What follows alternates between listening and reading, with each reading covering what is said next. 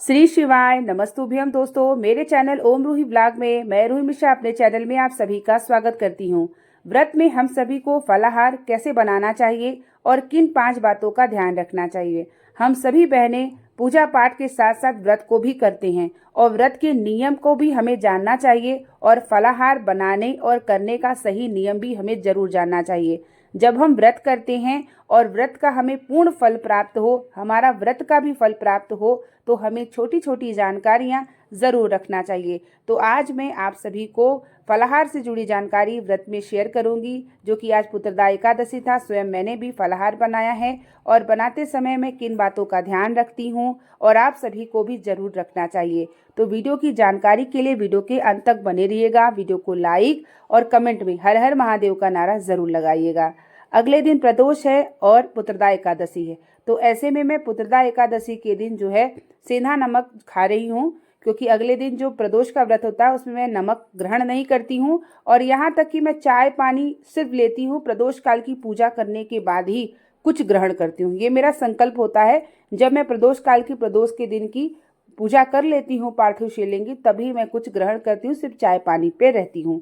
ये अपने अपने शरीर की सामर्थ्य के अनुसार होता है। अगर आपका शरीर ऐसा है कि आप भक्ति कर सकते हैं इतना, तभी करना चाहिए, अन्यथा भगवान आपका भाव देखते हैं।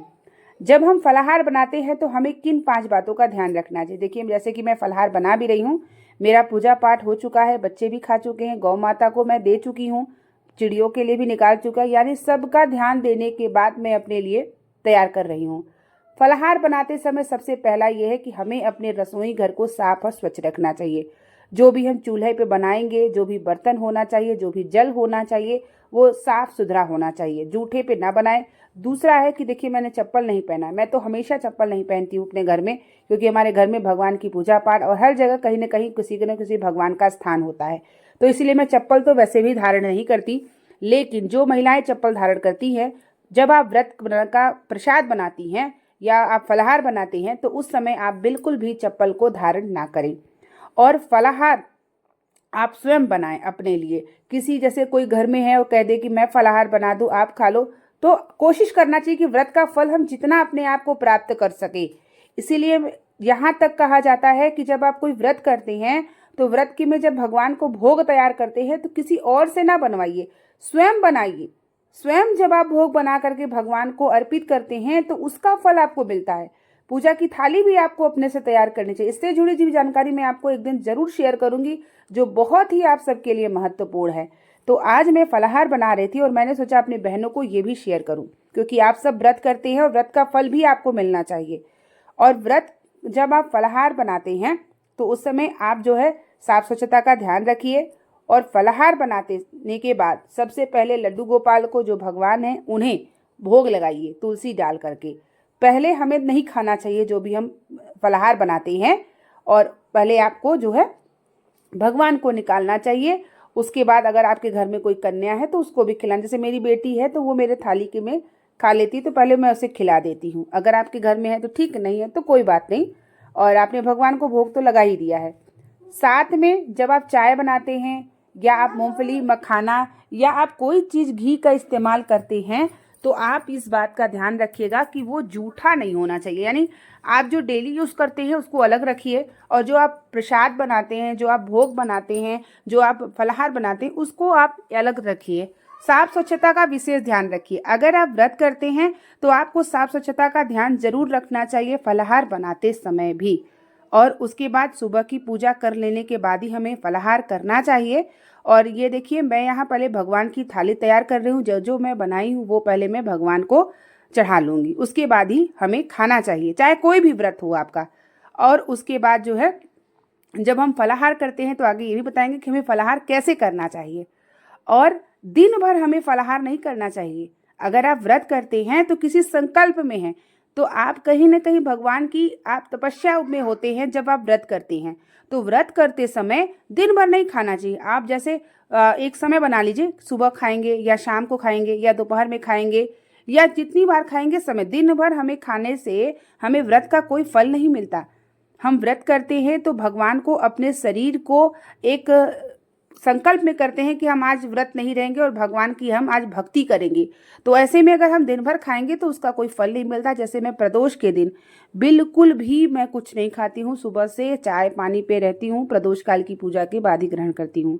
और मैं किसी व्रत में नमक ग्रहण नहीं करती, क्योंकि कल ही प्रदोष है, तो इसके लिए मैं सेंधा नमक आज पुत्रदा एकादशी के दिन जो है सभी माताएं बहनें, मैं भी संतान के भविष्य उज्जवल और सुख के लिए मैं भी व्रत हूँ, और आज सभी व्रत होंगे या नियम का पालन कर रहे होंगे। तो मैं यहाँ से लड्डू गोपाल के पास से तुलसी ले गई हूँ। देखिए लड्डू गोपाल का श्रृंगार पूजा भी हो चुका है, और अब मेरा यहाँ प्रसाद भी तैयार हो चुका है। तो अब प्रसाद तैयार होने से पहले पहले मैं लड्डू गोपाल को निकाल लूँगी।